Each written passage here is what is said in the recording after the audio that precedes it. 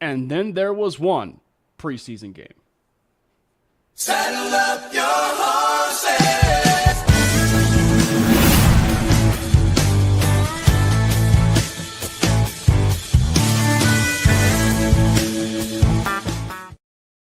Pitter patter. Let's get at her. It is another episode of the Mainly Broncos podcast, and we are going to try and be on our best behavior because if we aren't, God, Mike will be dropping our ranking down from 14 all the way down to 18 after this show is over with. No, it's going to be a great show. We do have Mike Carmelini joining us of Mile High Monsters and Believe Broncos. Thank you so much for hopping in. Obviously, it was a little bit short notice, but you are the third person replacing Jordan, who for some reason suck it, Jordan. For some reason, we just cannot have a very seamless episode when it involves Mike Carmelini and Brandon and I, and of course Jordan. Yeah. Well, thanks for having me, Cam. Brandon, good to see you guys, man. Appreciate you having me on. Yeah. Yeah. Great to have you back.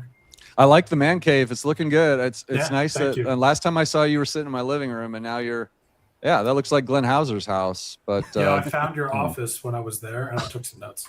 What's up, Corey? There's the man. Yep. Tell Austin to shut his trap, by the way, Corey. He's been giving me flack on there's my man Beast Easy. What's going on, brother?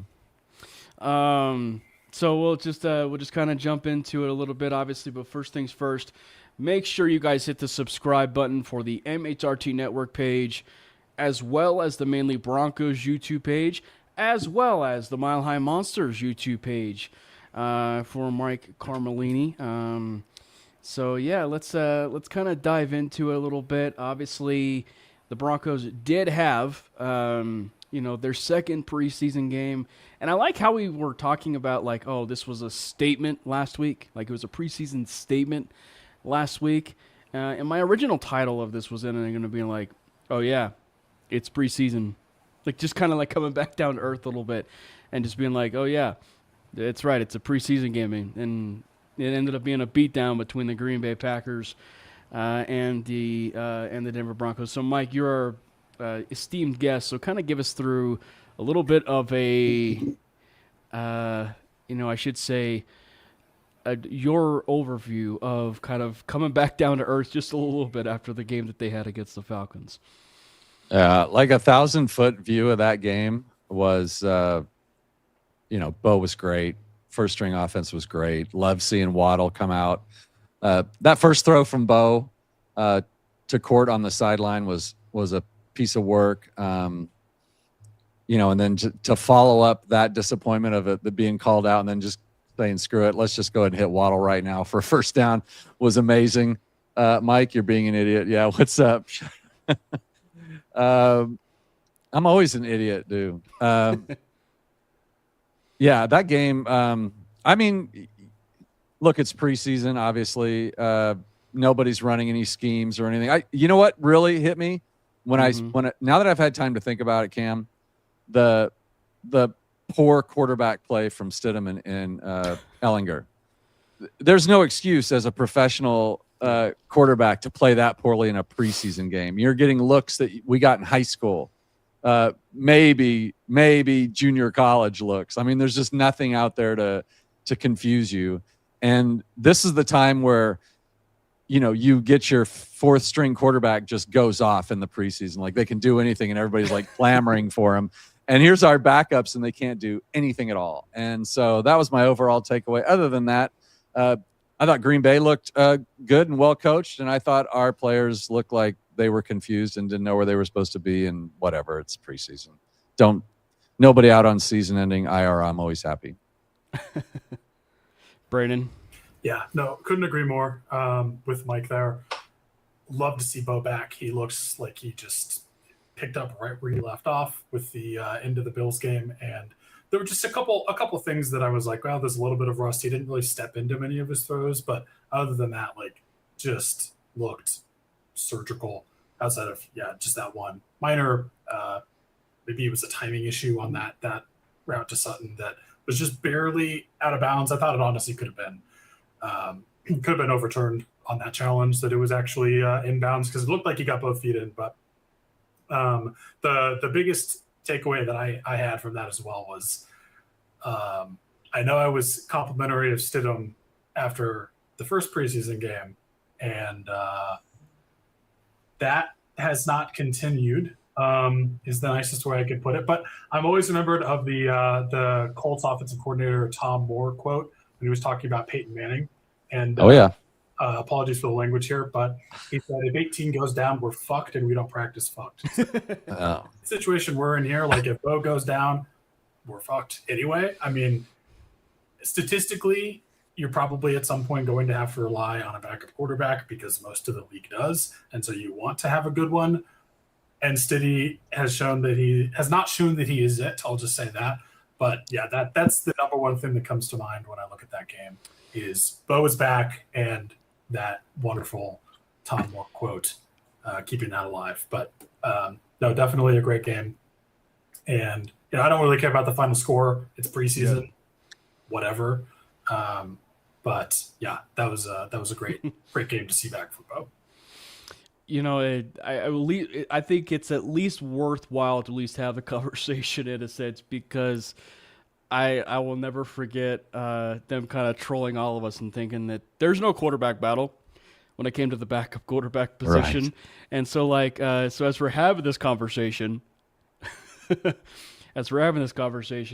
and then we have this game against the Green Bay Packers, it's like, Sean, it's clear as day. We have a QB competition of that backup quarterback spot between Jarrett Stidham and Sam Ehlinger, and neither one of them helped their cause. In terms of that, I will say though, to kind of put it all into perspective, in terms of the quarterback position, relative to Bo Nix, that's about as good of a game.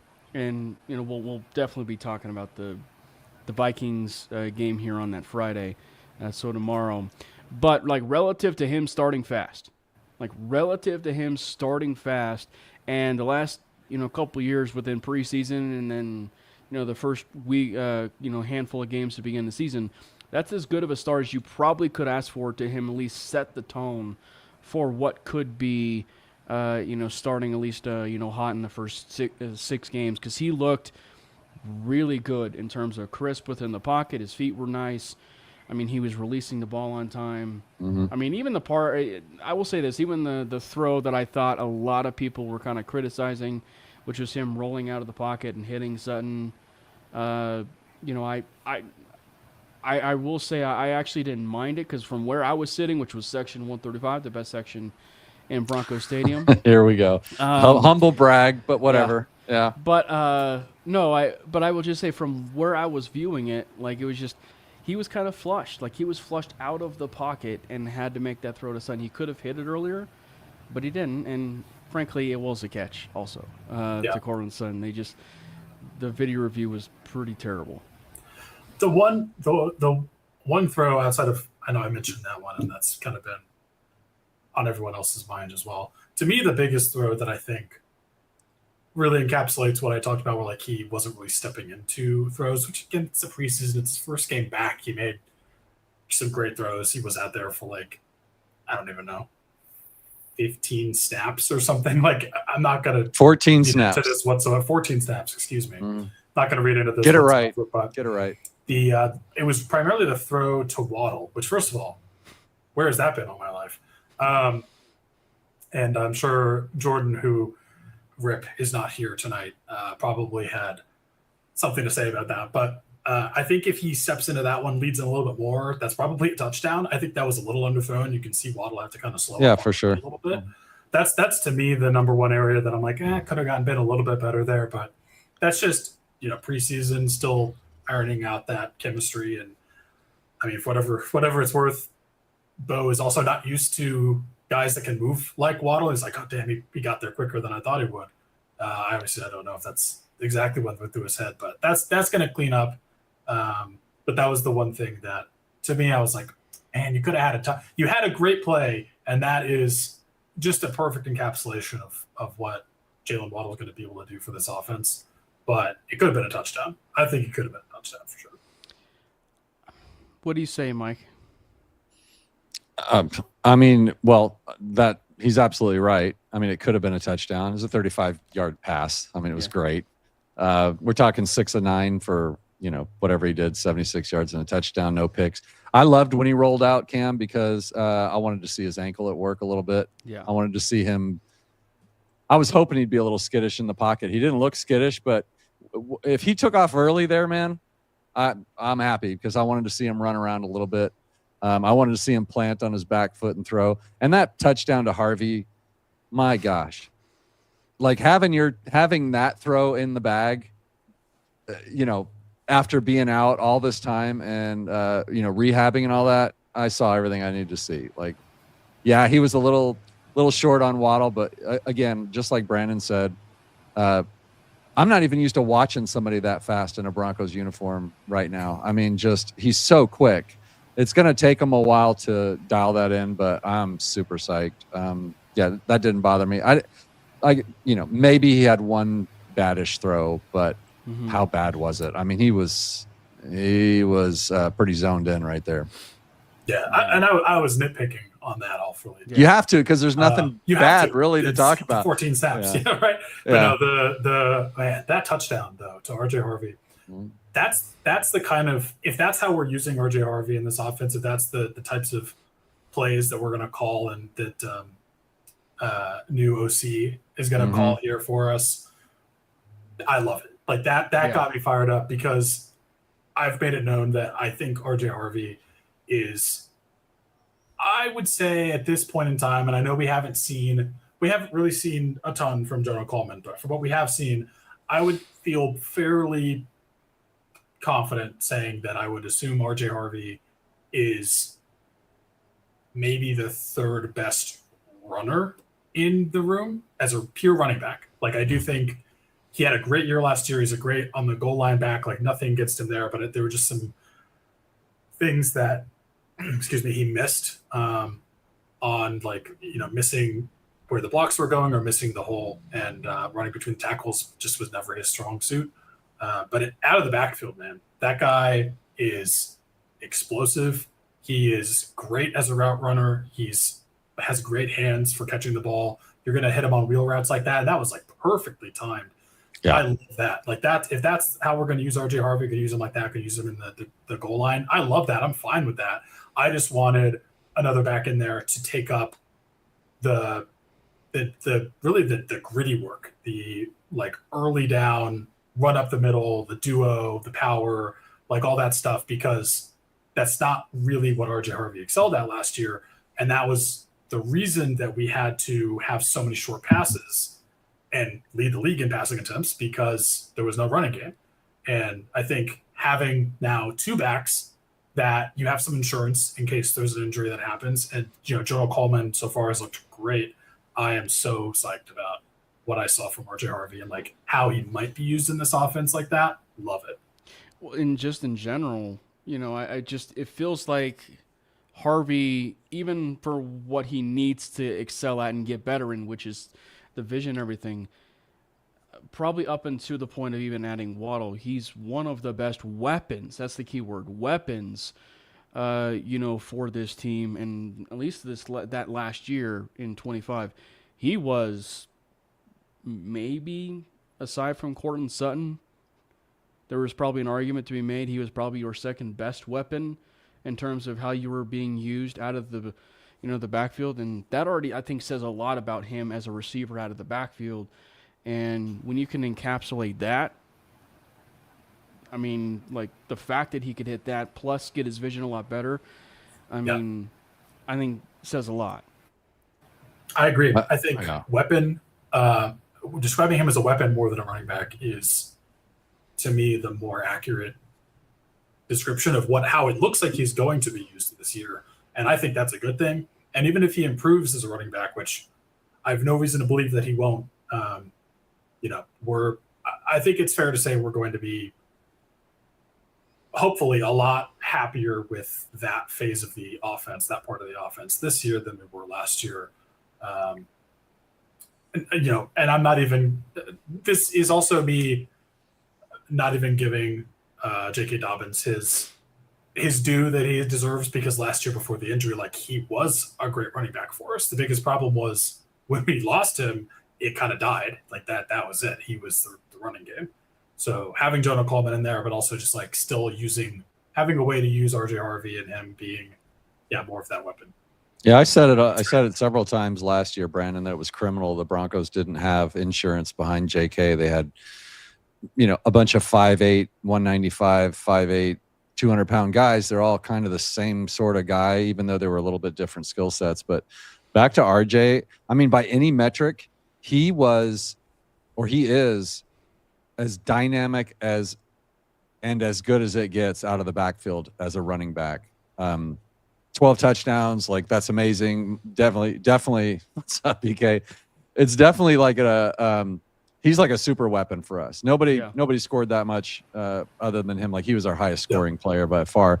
But the running game, like when JK went out, it fell apart.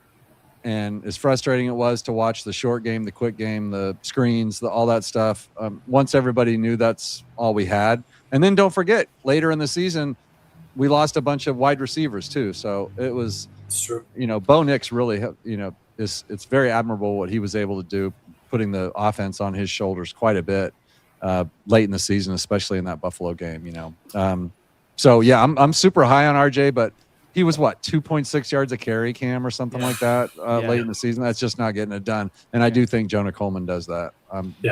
Like the vision and burst urgency to the hole that we've seen from him is like, whoa, that's new.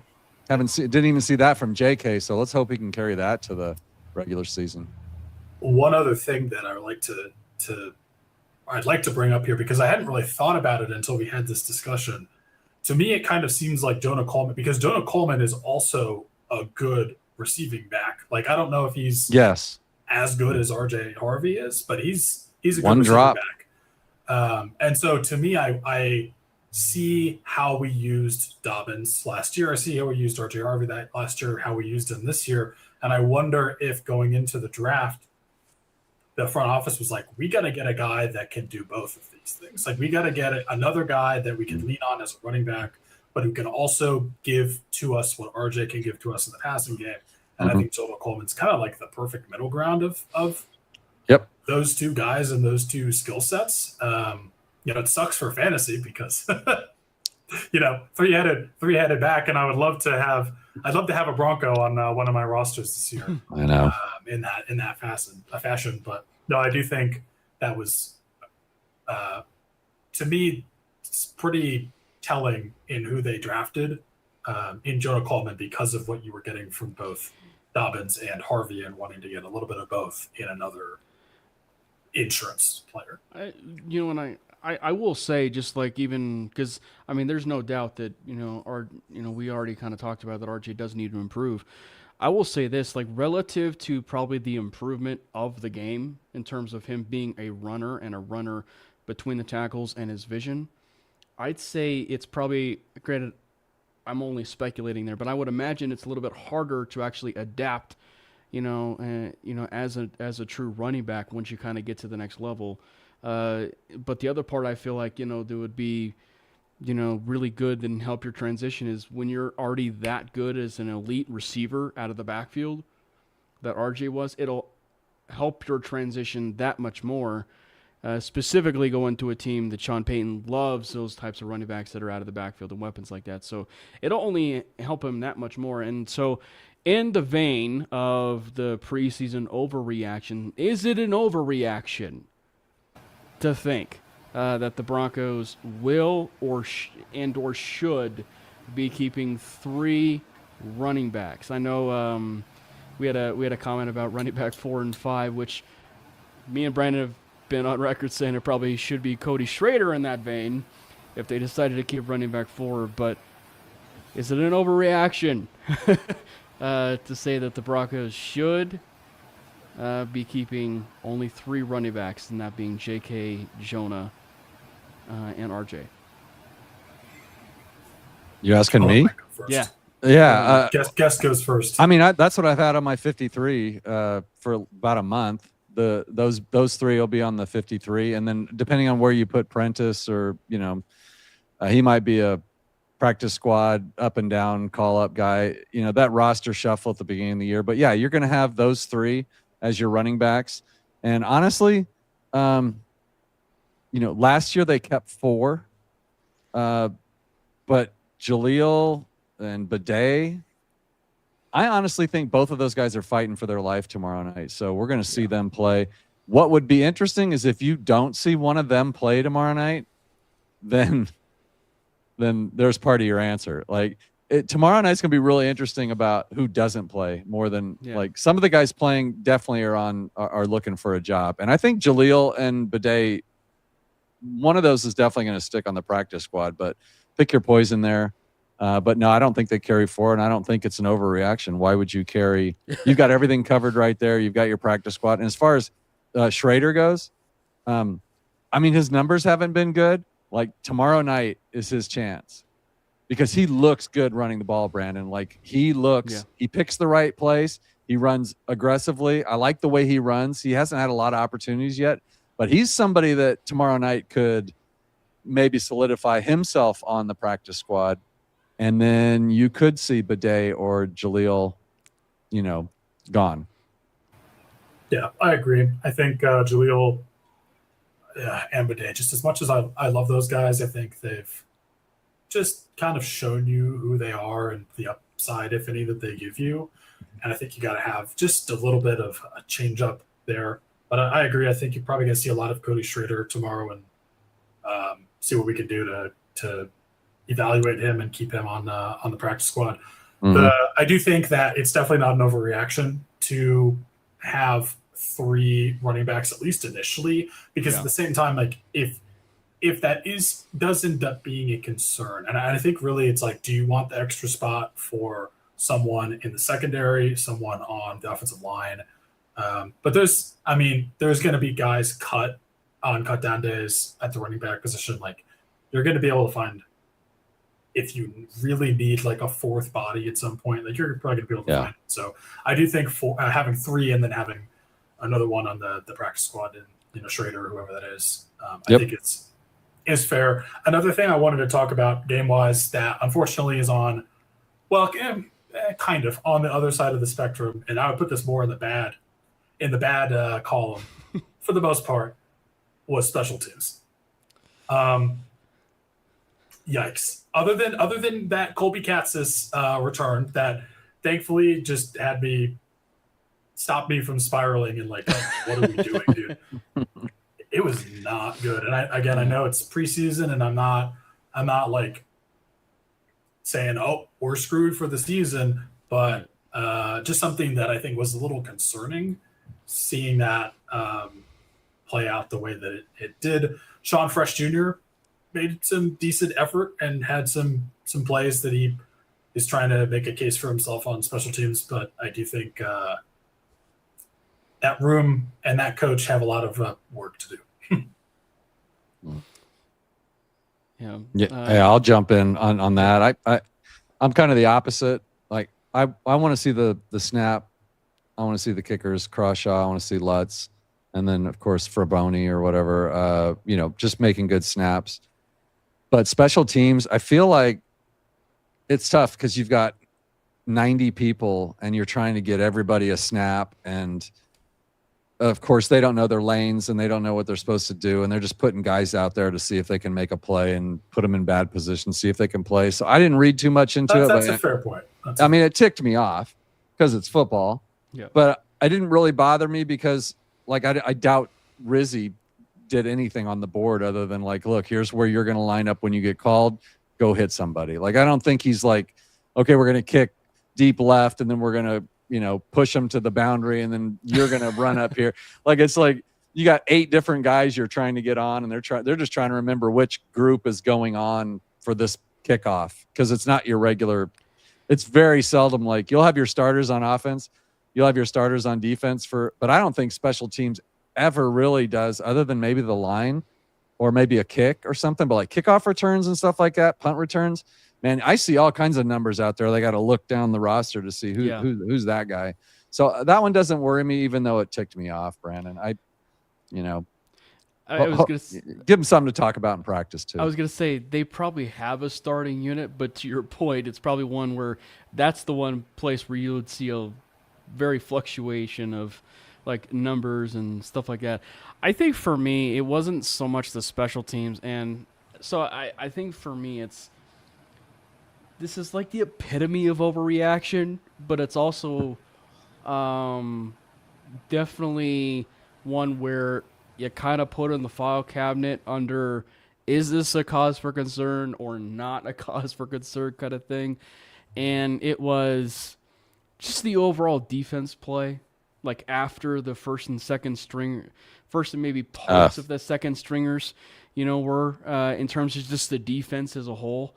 I'm not trying to, say it as far as like, because that first drive that the Packers had, frankly, for all intents and purposes, should have been ended twice by a forced fumble by Pat Surtain, frankly. So and there was a roughing the passer that was not a roughing the passer. It was too. not a roughing the passer. That ticked me off. Q Robinson made a nice play there. Yeah. So like I think for me, it's one where I'm filing it under, is this a cause for concern or not? But also one where I can also probably in the vein of the actual conversation of the show could label as an overreaction in a sense, just because for what we saw there, that was a really, really bad effort. Now, Green Bay is a very good team. Like, they're one of the best teams in the NFC. They have a really good roster. They are not the Atlanta Falcons that they faced the week before, so that's very evident by that. But just the fact that they couldn't get off the field, it seemed like there were some depth issues showing up or communication, certain red zone was showing up. You had Singleton calling a play he wasn't supposed to call, and then nobody heard it and didn't know what he was doing, and you got J-Mac standing there going, what the hell are you doing? And, of course, there were at least 3 guys open for a touchdown on that play. That made me very angry, but it was nice to see VJ come out and talk about that, Cam. Yeah. What's up, Cody? So, the defense part for me is like, it slides probably in that overreaction while also into like, is this really a cause for concern kind of thing for preseason? Yeah. Most of my overreactions, sorry, Brandon, I apologize. Most of my overreactions are usually on the positive side. Like Davis Webb, Bo Nix, Jalen Waddle. This offense is going to, score 30 points a game. Like, I'm just off the charts, right? Like, my overreactions are generally really positive. But you wouldn't want to watch a game with me. Like, I'm always accused of like, Mike is so calm and level-headed, and when he talks about, he doesn't get too high or too low.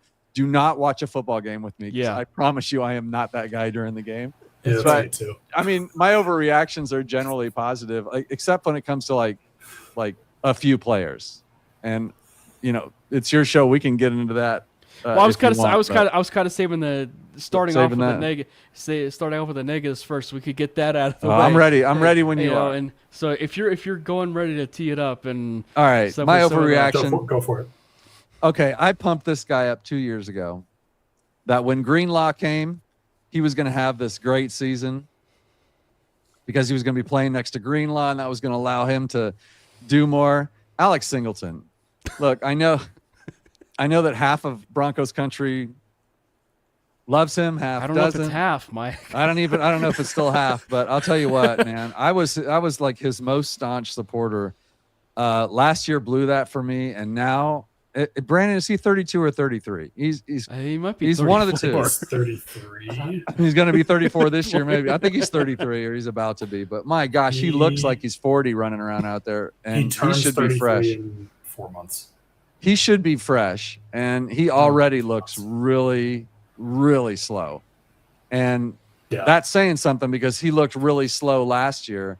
My overreaction is, look, Karene Reed, Red Murdoch, get your poop in a group and get ready to play because by week 8, they're going to have to pull this guy out because there's just no way they can have a guy in that position playing the starting role. I don't care how good he is in the locker room or how well he makes the calls. I'm sorry, I think it's time. So there's my overreaction on one player. I don't know sure. if it's well, depending on, I guess you label the my overreaction is get him out and put somebody else in there. I'm ready. Yeah, I'm benching him. But it's I guess your point. It maybe depends on the the layer or the place in the room where you are with Alex. I'm asking you though, is that an overreaction, or are you guys like, no, totally agree? Right, yeah, that needs to happen. No, I don't think that's an overreaction. We've been there.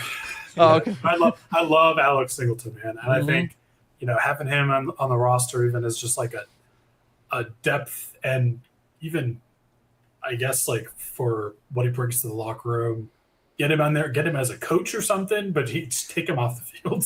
Like, it's time. That's so kind. Dude, it's time. It's time. It's too late, man. I'm sorry. I'm sorry, Alex. Well, on the flip side, my overreaction is more of a positive overreaction. And it is on the defense, even though, Cam, I agree. I do think, honestly, going into this year, I think the defense, to me, has more of a concern than the offense. But, bro, Q freaking Robinson, bro. This guy is going to be a dog. He had the roughing. I'm not even going to call it roughing the passer. That was roughing the passer. He had the penalty called against him that the shouldn't have been most called. Textbook sack that I've ever seen. Whatever. Yeah. Okay. I mean, they got to get their quota in the preseason. Yeah. Dude, Q Robinson is going to be a dog. Yeah, Dog. It was Jonah Ellis last week, and it's Q Robinson this week. It's going to go back and forth, man. Yeah, it just seems very fitting. To the Alex Singleton point, it's like it felt on it. It's gonna sound sad that when he audibled in the red zone and then he backed up, that's actually the fastest I've ever seen Alex Singleton. 7 yards deep in the end zone. That is where are you going, bro? That is the fastest I've actually ever seen Alex Singleton run. And at the same time, it's like, where are you going? But no, we need to preface it in the sense that it's just got nothing to do with Alex Singleton, the person, and everything he's modeled for the organization. It is just strictly play on the field, and it's time. And I think it's one of the reasons why, too, Brandon, whenever we've had like the Red Murdoch discussion and stuff like that, why I'm saying 300 plus snaps for Red Murdoch, in 2026, because it's specifically too, like if he's already getting green dot conversations with Murdoch, I think there's a pretty good chance in the next year and a half, even sooner, you're going to be seeing him at least taking Singleton's spot initially, and then that's when you'll see more of a turning of the guard, if you will. I agree. I love Red Murdoch, man. I do think. Is this just the Achilles heel of Vance Joseph teams, or just the Broncos in general? Because I feel like just linebacker play has always been just something you talk about in we have some good times, we have some good plays, but then sometimes we just totally give it up. And I'm excited to see more of Red Murdoch. I'm honestly excited to see what Torrey York can do, but I do think we need to also look at, and we're way far away from this, we need to invest more in that room, because that's kind of been a issue, I feel like, with the defense for the past, I don't even know how long. And there's been some times. Trevathan. Yeah. Alex Singleton had some good times. He made some good plays. But even during the good times with Alex Singleton, like, he wasn't great. And last year when we got Dre Greenlaw, I was like, finally, yes. Oh. Thank you. And then just, of course, that wasn't meant to be. But I'm excited to see more of Daredevil for sure. But I do think you got to do something. You got to do something at that position. I think, honestly, even like look at who becomes available during roster cutdowns, because I don't love the idea of, as much as I want to see that much Red Murdoch, giving a rookie linebacker 300 snaps on a team that has Super Bowl aspirations, I don't know about that one. And VJ's not apt to do that anyway, Brandon. VJ just, BK says it right here. If VJ never plays a rookie or a 2-year player, he'll love him. Like, he can look at himself in the mirror and be happy. He just hates to do it. But like I said earlier, though, well, first of all, Murdoch and Torian York, big game for them tomorrow night. Huge game for them. Now, if I said this earlier on the show, I'm sorry. I do way too many shows now. But if Corene Reed, don't forget that name. Like, he looks the best out of all of them right now, and he has actually probably gained some trust because he's second year now, and he's been around a little bit. Like, I always get these guys confused that don't play. Like, where's Corene Reed? Does anybody know offhand? But like, he's not a rookie, so he's either last year or he's a third year. I don't know, but he's got a shot. And if he doesn't play tomorrow night, holy crap! Corene Reed is such a fun story because me and Brandon were talking about it, and Jordan were talking about it last week. Sorry, and it was just. And it's also sad in a sense because it also is like what could have been with LaVelle Bailey. Because like LaVelle Bailey came in and was great his first year. He had an interception, pick 6 against the 49ers, played really well, and then snuck onto the team, right? Yeah. He snuck onto the team. But then that next year he tore his ACL. It was really where his injury really unfortunately began, was that second season. And in that second season was Corene Reed's rookie year. And so in a certain way, LaVelle Bailey walked so that Corene Reed could run, kind of thing. Like, and it's just, it's unfortunate to kind of look at it that way. Yeah, that's a tragic story, man. But like, he's really Thanks for bringing me down, Cam. I know. I was so happy to be here. Now I'm just sad.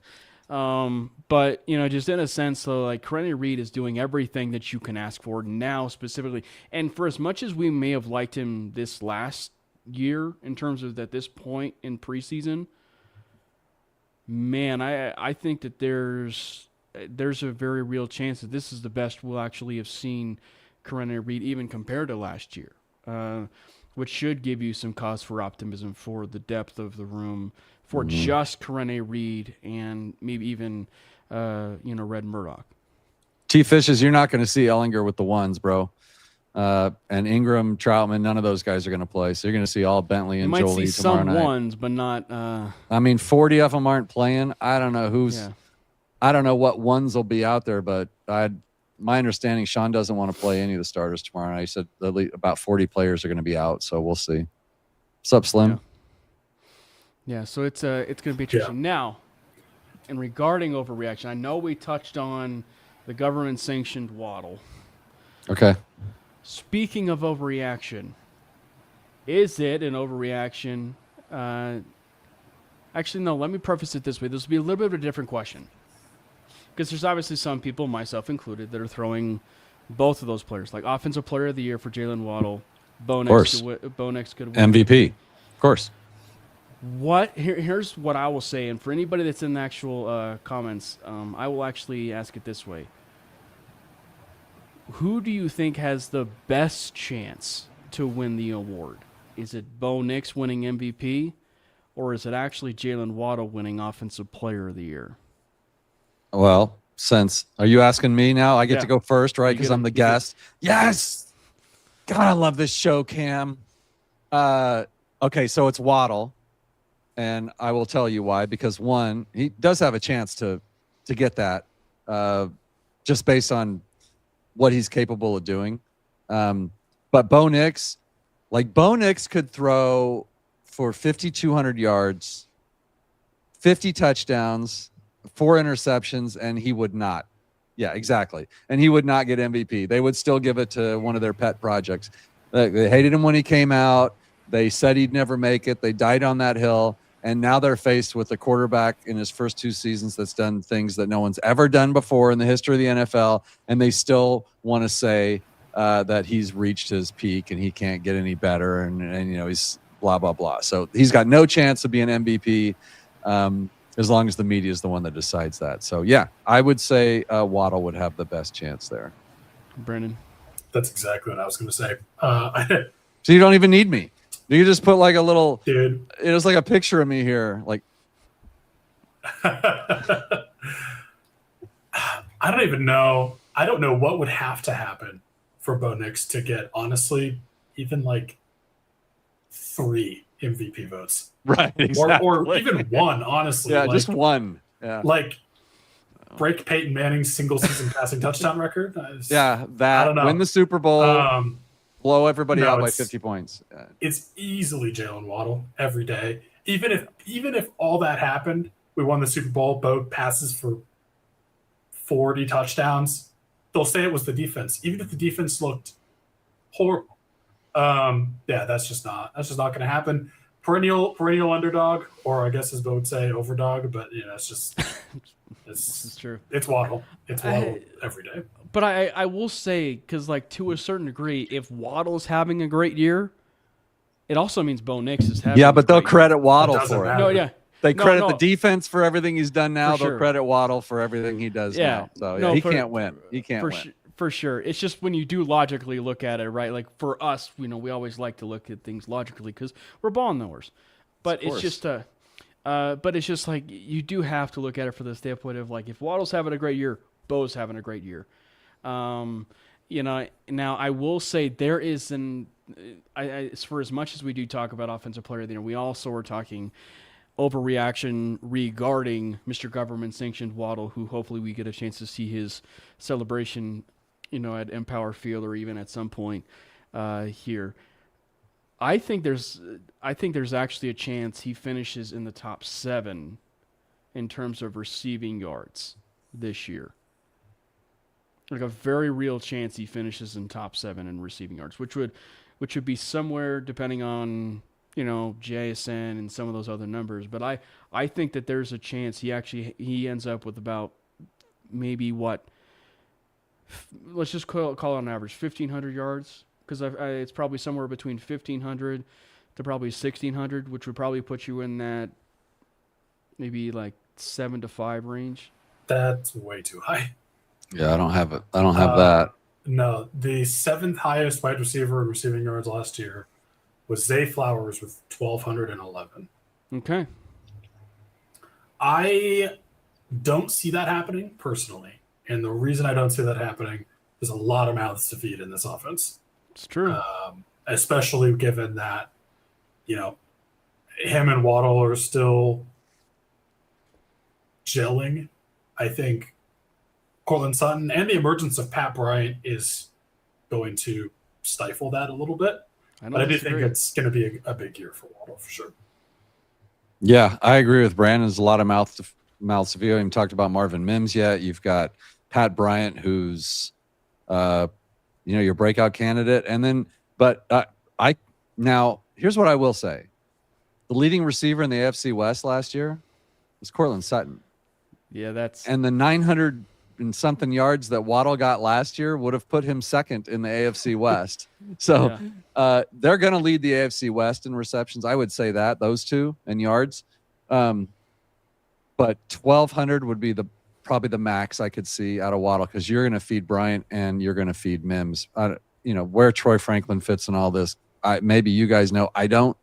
But if everybody stays healthy, that's a lot of mouths to feed. And then if Davis Webb comes through like he has at practice with the tight ends, haven't seen it in a game yet, but maybe they're hiding it and waiting for the season. We'll see. But that's going to be tough for him to get more than that. But I could see Court with 1,000. And Waddle with 1,200. Yeah, and then another one with 700. So I could see that for sure. Yeah. Here's the other reason that Bo Nix won't get an MVP vote. He can't throw the ball down the field. No, he can't. He can't. So He's got a noodle arm. He's exactly who he was in college, and he is. We know who he is, even though that's only his 3rd year in the NFL. Also, depending on who you talk to, it could be Jeff Schwartz. He could be just contradicting himself, because apparently there was a tweet that surfaced from February, where he was actually talking about Bo successfully pushing the ball down the field and stuff like that, and then goes on, FS1 and spouts off something that ended up getting a community note as well as completely ratioed in the first 15 minutes by none other than Sean Payton himself. Yeah, I know. You got to love Coach. Yeah. You got to love Coach. That was lovely. I love that. So then, like, in the vein of overreactions, and then as we are kind of winding down the show here just a little bit. Any other like positive overreactions, but also one that you kind of look at this third preseason game and kind of throw out some preseason overreactions that could happen against the Minnesota Vikings. I mean, man, Jack. I'm Joseph overreacting. Manjack. I'm overreacting about Man Jack. He's my little Ed McCaffrey right now, man. I just like him. I like the no gloves thing. I like I always want like one gritty sort of like mid receiver that just wins our hearts, and makes clutch catches and stuff. So my overreaction to that is that guy. I want a big night from him, and he makes the team. And I'm a weapons guy, so I don't pay much attention to the trenches. There's so many good analysts out there that can do that, and so I can just bring them on and let them talk about that. But man, I want to see running backs and receivers, and then I want to see defensive backfields. Man, I don't pay attention to those fat boys up front, talking about good leverage on this guy. I'm not smart enough to know about that. Yeah, I'm not smart enough to understand the line, basically. Yeah, that's me too. But my overreaction is Katzis, Ross, and Manjack. We got some interesting depth there at the wide receiver position, and that cut down's going to be one of those guys going to break my heart and not even make the practice squad. So as far as I'm going to vastly overreact to several things tomorrow night. Honestly, I am. I mean, there's no doubt about it. Some rookie is going to go off tomorrow night, and I'm going to be like, put him on the 53. That's right. That's going to happen. The Albert Okwuegbunam discourse of when he went out and he literally put up Gronkowski numbers of the showcase game, 7 catches for like 100 and 40 some yards or whatever it was, and 2 touchdowns. And then, dude, you better watch out for. Don't forget the showcase game tomorrow night. It's showcase game time. So if you see one of your favorite players out there with 8 catches for 120 yards, he's gone. He's gone. He's getting traded. That's what's happening. Brennan. I've already given you my positive overreaction, but from the last game, but I'll carry that forward. And I need to preface this and say that this is being said on August 27th, 2026, before Aaron Donald officially unretires. The Broncos will lead the league in sacks again next year. You're saying Aaron Donald might actually have some? I don't know. I don't know if he will or not, but I have to say that because if he does, then people are like, oh, I can't believe this dumbass said that the Broncos are going to lead the league in sacks when the Rams have Aaron Donald and Myles Garrett. But as of today, that's what I'm saying. I mean, I think the pass rush is not going to suffer much at all. With JFM leaving, I think we're going to be fine there. Roach looks great. Wazirike looks great. We've got some new depth there too. But stop hitting Bo in practice, man. Yeah, stop sacking our quarterback. Don't you love the fact that he still goes into the pile and drags Benito out by the leg and like gets him? Just don't throw any punches, Bo. Don't throw any punches. I don't think. I think they're gonna. I don't think they break the sack record, but I think it's going to be a strength of the defense again for sure. I will say Aaron Donald might actually be the first player in NFL history to, maybe play very limited snaps just because he's unretired, and then end up getting like just over 10 sacks and then have like 2 MVP votes. I don't know if there is such a thing. Like, I know that like in baseball you have to hit like a certain threshold to like qualify for like the batting title and stuff like that. I don't know if they have like a certain threshold when it comes to stuff like that for defensive player of the year or MVP, but I'm sure that like something like that happens and he plays some small snaps now that he kind of like is retired, and all of a sudden he ends up with like 10 plus sacks and he gets 3 defensive player of the year votes. I still don't know if he's coming back, man. Every time I think, oh, he's definitely coming back, and then it's like, probably wait till like second week of the year or something to come back and surprise us all. When do we play them?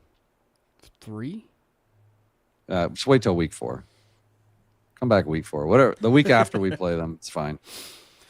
So I don't know. I think for me, when it comes to some of the overreaction, something like that is, I'm kind of excited to, kind of piggyback on some of those points is just to get a chance to see some of that depth.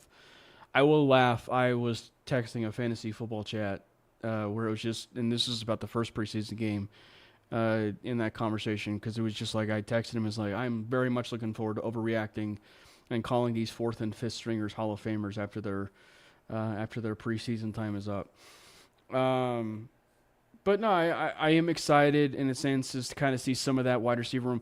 Maybe this is one preseason too where you can get a chance to see specifically like a couple tight ends separate themselves, like guys like a Dallin Bentley and a Justin Jolie, where you can maybe get a chance to see a little bit more separation for them and why they drafted him. Obviously, one was a 7th round draft pick, the other one, Justin Jolie, was a much earlier draft pick, and so maybe you get a chance to see a little bit more separation. Where I think it's going to be a little bit tricky is you are going up against Brian Flores, if I'm not mistaken, in Minnesota, and those kind of defensive coordinators have a tendency to not necessarily be very vanilla when it comes to preseason.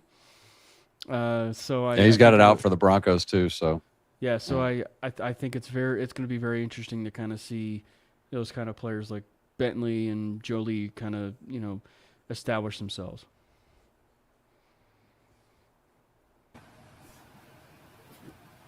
That'd be crazy. Yeah. I'm looking forward to this game. I want to see. I think I want to pay more attention, honestly, to who's not playing than who is playing, because it's going to be more telling on the positions that are less certain, we'll say. Yeah. And I guess maybe we'll start with you, Mike, too. Like maybe in the vein of overreaction as well. By the time, obviously, mainly Broncos will be doing a show, the 53-man roster will be finalized.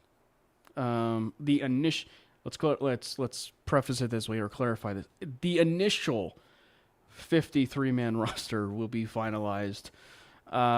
It probably will not be the final 53-man roster once Week 18 hits.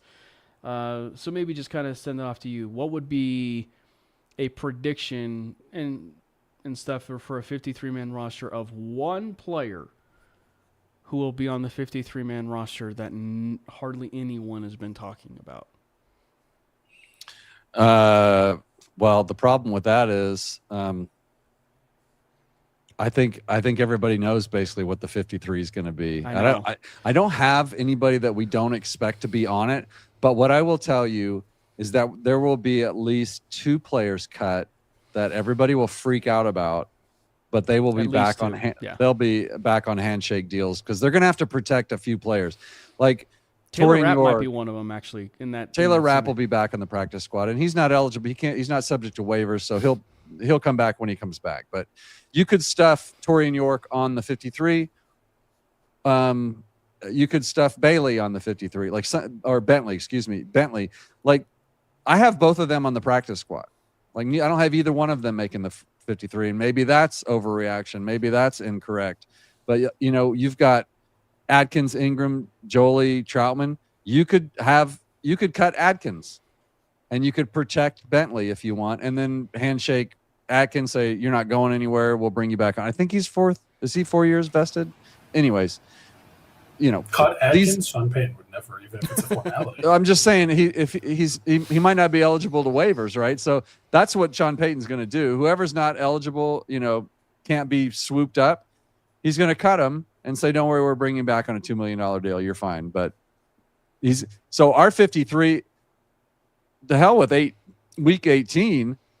Our 53 won't be the 53 a week after it's the initial 53. By the first game, and then throughout the season, they're going to call these guys up, 3 times they can, whatever that is, and then they'll have to keep them on. They'll do that with Prentice. They'll do that with Atkins. They'll do that with a tight end. They'll do that with, linemen. They're going to do that all season long.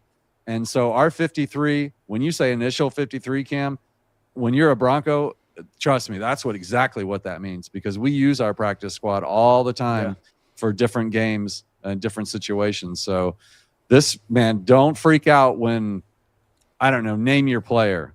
It could be anybody from, well, it can't be that. The problem is it's got to be somebody with 4 years of service and before you can do that with. So, if you're in your 4th year, you'd be subject to waivers. But if you finished 4 years, then they can cut you and bring you back. And they're definitely going to do that Sunday. So don't freak out when, I don't know, like Palczewski or something, gets cut or well, I guess Forsythe. It doesn't matter. Like these guys Frank are going to Crum gets cut or something. Frank cut. Well, Yeah. he needs to. I don't know. They'll keep him because he's another pet. But he's played really bad in the preseason this year so far. But I mean, they like him in that heavy set, and of course, he'll catch a touchdown pass this year and make Sean and Davis feel like heroes. But yeah, this 53 is really. I usually don't spend this much time on it, but I spent so much time on it this year, guys. I don't have any surprise ads. I can tell you Tyson Anderson is not on my 53, and he was our first free agent signing. Yeah. And I'm on record for months saying, I don't know why they did that. He'll never make the 53. When Rapp came, I thought it was sealed, but then he's gone. And then 10 minutes later, it's like, oh, wait, okay, they're bringing him back. Okay, it's fine. So that kind of screwed things up for a minute. But, I mean, honestly, you guys have had your 53. At least I'm assuming you've been working on it for weeks and kind of updating it. It never really moves. Like, Rapp was in and he was out. Then he was in and he was out. Like, everything else stays the same. It's a boring year, honestly, I think, to try to do it because you know what it is. There's nothing. There's no holes on this team. That there's no like surprise. I guess there's surprise cuts, but there's not like, oh, this guy's gonna come out of nowhere and be a starter. No, there's no open spots. Maybe Murdoch, but I think it's just we already know what it is. We've known this. It hasn't changed. Because we had that conversation last year, Brandon. Even asking that question, is there really a surprise cut on this team?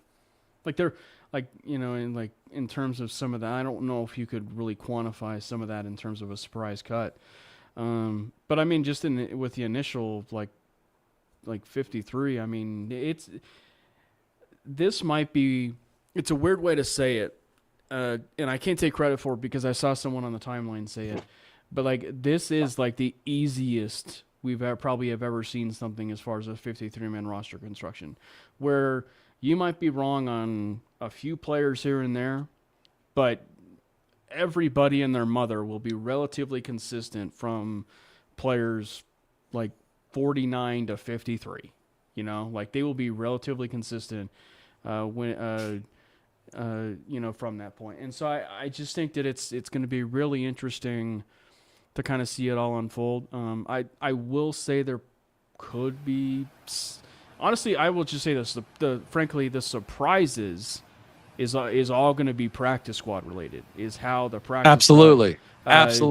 Yeah. Is how the practice squad is all developed and who's on the practice squad. Obviously, we know that in the Broncos history under Sean Payton, it's been very much compiled of a lot of their roster, but also they'll keep a roster spot open on this practice squad for one or two players who weren't on their team before. The problem is the roster's too good. Shanahan had a year once where he's I don't know, we draft these guys, but I don't know who's making this team. I think that's kind of the situation we're in now. There's just certainly no starter positions open right now. People can play. And then Bossman was saying Jalil's on the 53. I don't see that. But anything's possible. I just don't think he gets claimed. And I think he's a little bit in the doghouse, but maybe that's one of my overreactions. That's my guy, Derek, with a Superman monster chat. Let's go get that 3rd and 5th for Franklin. Dude, if they offer a 3rd and 5th for Franklin, they'll take that and take it right to the bank. George won't even hesitate on that one. I promise you. If they get the Devon Bailey treatment for Franklin, I'd be happy. Derek, awesome, dude. Thank you so much. Yeah, thank you, Derek. Yeah.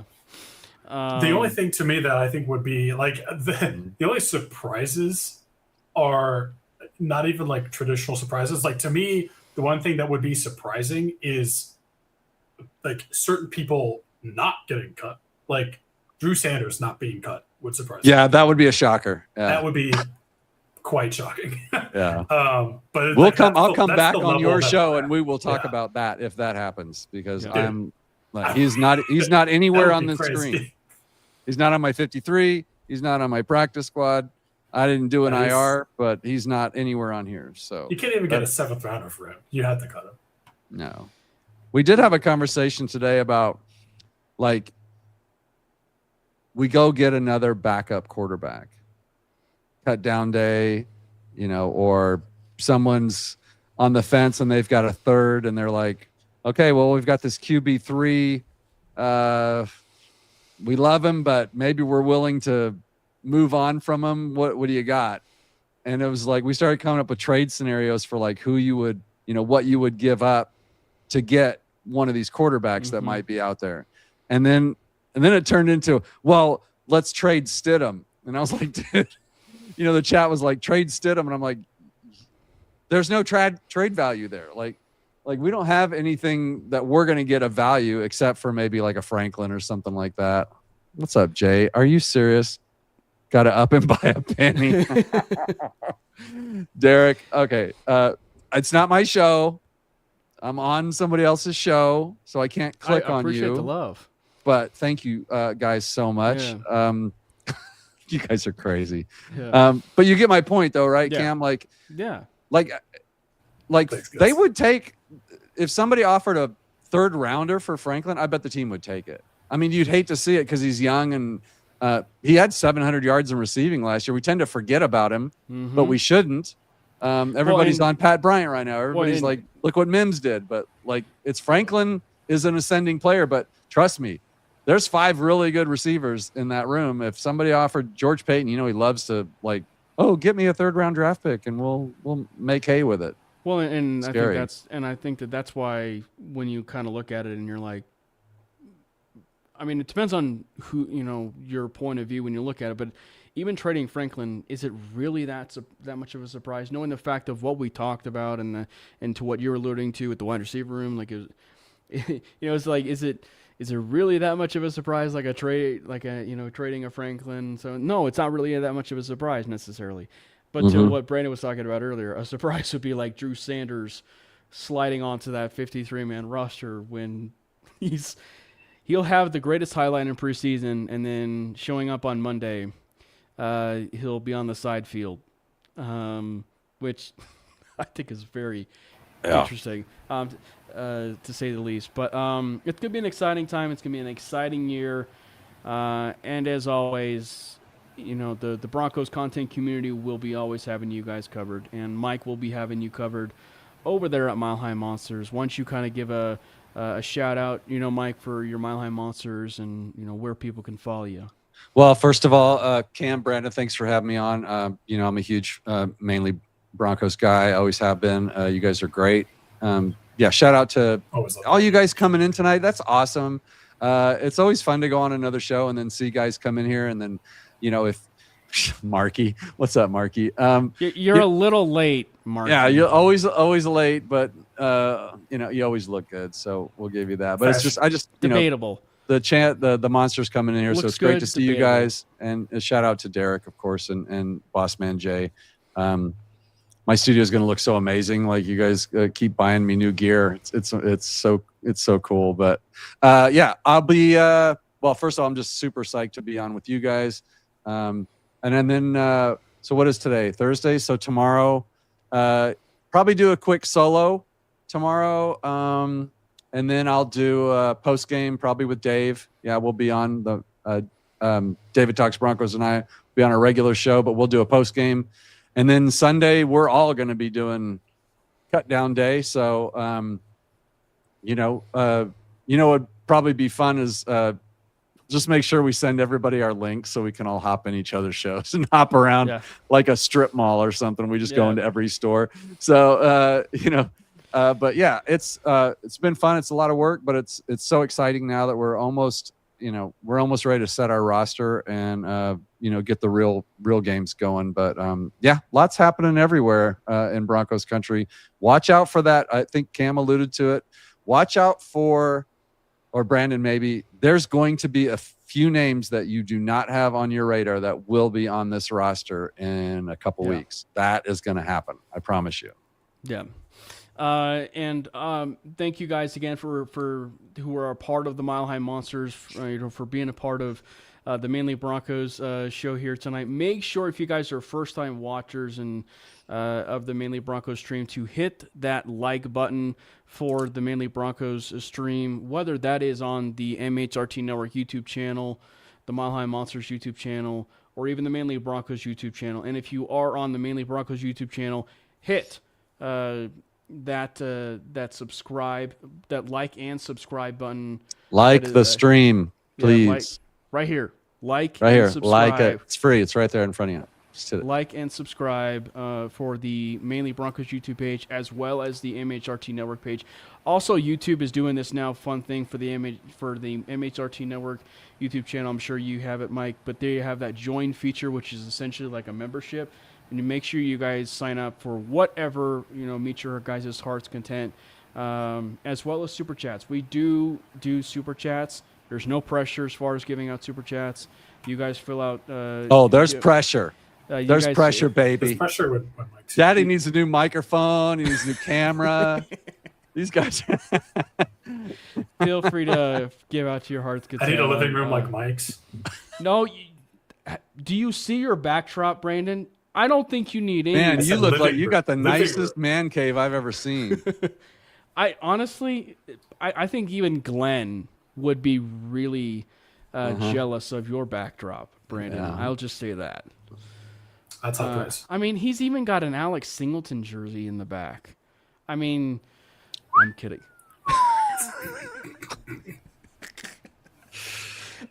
He's got it all covered back there. Thank you guys so much for The T-Fishes, what the hell, bro?